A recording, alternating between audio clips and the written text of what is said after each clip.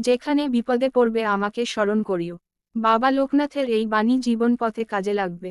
লোকেনাথ ব্রহ্মচারী। মনে করা হয় সব বিপদেই লোকনাথ ব্রহ্মচারীকে স্মরণ করলে রক্ষা করেন তিনি। জানুন তার কিছু বাণী, যা যে কোনো বিপদে স্মরণ করলে সমস্যা থেকে মুক্তি মেলে বলেই বিশ্বাস করা হয়। 1890 খ্রিস্টাব্দে 160 বছর বয়সে বাংলাদেশের নারায়ণগঞ্জের সোনারগাঁওয়ের বারদিতে দেহ রাখেন লোকনাথ ব্রহ্মচারী। আজ ৩রা জুন বাবা লোকনাথের তিরোধান দিবস। আজও তার অগণিত ভক্তরা নিষ্ঠা করে পুজো করেন। মনে করা হয় মাখন ও মিশ্রিতেই সন্তুষ্ট হন বাবা লোকনাথের। আধ্যাত্মিক শক্তি নিয়ে অনেক প্রচলিত কথা ও বিশ্বাস আছে। মনে করা হয় সব বিপদেই তাকে স্মরণ করলে রক্ষা করেন তিনি। জানুন তার কিছু বাণী, যা যে কোনো বিপদে স্মরণ করলে সমস্যা থেকে মুক্তি মেলে বলেই বিশ্বাস করা হয়। লোকনাথ ব্রহ্মচারীর মহামন্ত্র। জয় বাবা লোকনাথ, জয় মা লোকনাথ, জয় শিব লোকনাথ, জয় রুক্ষ লোকনাথ, জয় গুরু লোকনাথ। বাবা লোকনাথর বাণী। যে ব্যক্তি সকলের সুহৃদ, আর যিনি কায়মনোবাক্যে সকলের কল্যাণ সাধন করেন তিনি যথার্থ জ্ঞানী। রণে বনে জলে জঙ্গলে যেখানে বিপদে পড়বে আমাকে স্মরণ করিও, আমি রক্ষা করিব।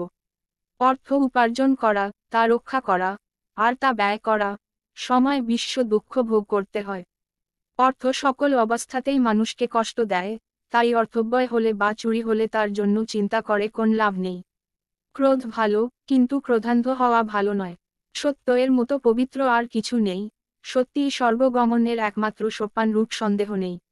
মন যা বলে শোন, কিন্তু আত্মবিচার ছাড়িস না, কারণ মনের মতন প্রতারক আর কেউ নেই। মহাপুরুষদের বাক্য, শানে বাক্যে শ্রদ্ধাবান না হলে প্রকৃত আত্মবিচার সম্ভব নয়। দুঃখ দরিদ্রতায় ভরা সমাজের দুঃখ দূর করার জন্য সর্বদা চেষ্টা করবি। দিন দরিদ্র অসহায় মানুষের হাতে যখন যা দিবি তা আমিই পাব, আমি গ্রহণ করব।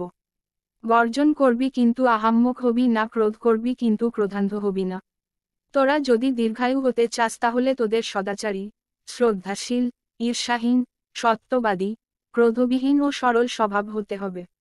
যে ব্যক্তি কৃতজ্ঞ, ধার্মিক, সত্যচারী, উদারচিত্ত, ভক্তিপরায়ণ, জিতেন্দ্রীয় মর্যাদা রক্ষা করতে জানে আর কখনো আপন সন্তানকে পরিত্যাগ করেন না, এমন ব্যক্তির সঙ্গে বন্ধুত্ব করুন।